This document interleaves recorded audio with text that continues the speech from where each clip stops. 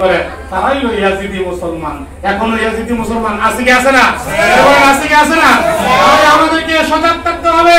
আমরা হুসাইনি মুসলমান, আওলাদে রাসূলের পক্ষের লোক। আমাদেরকে আওলাদে রাসূলের পক্ষে থাকতে হবে। বলেন না আলহামদুলিল্লাহ।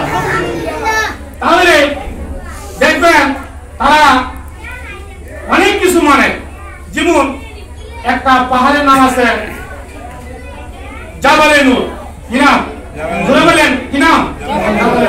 এখন আপনাদেরকে যারা মুরব্বীরা আছেন, আপনাদেরকে তো কোরআন হাদিস দলিল দিলে আপনারা মুখস্থ করতে পারতেন না, গিয়ে তাদেরকে বলতে পারতেন না, কিন্তু উদাহরণ দিলে আপনারা বলতে পারবেন। পারবেন কি পারবেন না? ধরে বলেন, পারবেন কি পারবেন না? তাহলে একটা পাহাড়ের নাম হয়েছে জাবালে নূর। এই পাহাড়ের আরবি শব্দ হলো জাবাল। পাহাড়ের আরবি শব্দ কি? জাবাল। নূর হয়েছে কখন? যখন নবীর কদম ওই পাহাড়ের মধ্যে লেগেছে, ওই পাহাড়ের নাম হয়েছে জাবালে নূর। বলেন না সুবহানাল্লাহ।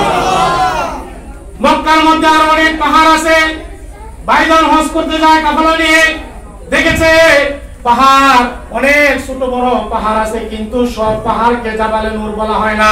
যেই পাহাড়ের মধ্যে নবীজির কদম মোবারক লেগেছে ওই পাহাড়টার নাম হয়ে গেল জাবালে নূর। আর মক্কা ছেড়ে দয়াল নবী মদিনায় হিজরত করে যাওয়ার কারণে মক্কার সাথে মদিনায় যখন গেল তার নাম ছিল ইয়াসরিব। নবী যাওয়ার পরে হইল মদিনা। মদিনা নবীজির কদম মোবারক লাগার কারণে তার পাশে নাম হয়ে গেল নূরে মদিনা। তার সাথে কি হলো? নূরে মদিনা। অনেক মাদ্রাসার নাম লেখে, দারুল উলুম নূরে মদিনা মাদ্রাসা, নূরে মদিনা হাফিজিয়া মাদ্রাসা নাম লাগিয়ে গেল না? ধরে বলে লাগিয়ে গেল না? নূরে মদিনা এই কিতাবখানা এরকম নাম লাগিয়ে গেল না? আচ্ছা, এখন এই একটা শহর, মদিনা অর্থ হলো শহর, একটা শহরের নাম।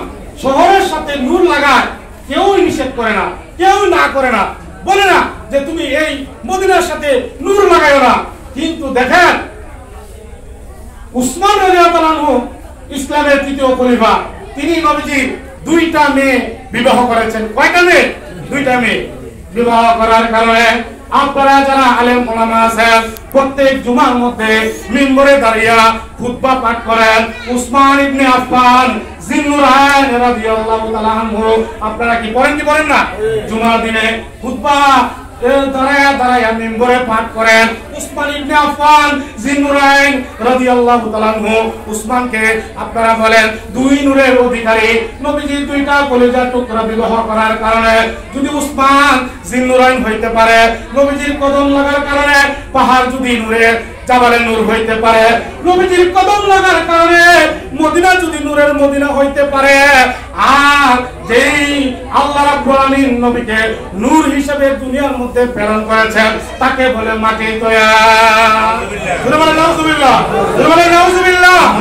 যেই নবীর উসিলা পাহাড় যদি নূর হইতে পারে, মদিনা যদি নূরের মদিনা হইতে পারে, উসমান যদি দুই নূরের অধিকারী হইতে পারে, আর যিনি হলো মূল, যিনি হলো নবীর পক্ষ থেকে নূর হিসাবে দুনিয়ার মধ্যে এসেছেন তাকে নূর বলতে তাদের গায়ে জ্বলে। জ্বলে কি জ্বলে না? তাদের যত জ্বলা জ্বলো, কিন্তু আমরা তাতে আমরা রাগ নাই। আমরা নূরের মদিনা বলি, নবীজিকে আমরা নূর মানি, আমরা নূরের নবীর পক্ষে। বলেন না আলহামদুলিল্লাহ। আমাদেরকে এই ঈমান আকীদা নিয়ে আওলাদ রাসূলের পক্ষে থাকার তৌফিক দান করুক। সবাই বলেন আল্লাহুম্মা আমিন। ওয়া আখিরু দাওয়ানা আলহামদুলিল্লাহি রাব্বিল আলামিন। আসসালামু আলাইকুম ওয়া রাহমাতুল্লাহি ওয়া বারাকাতুহু।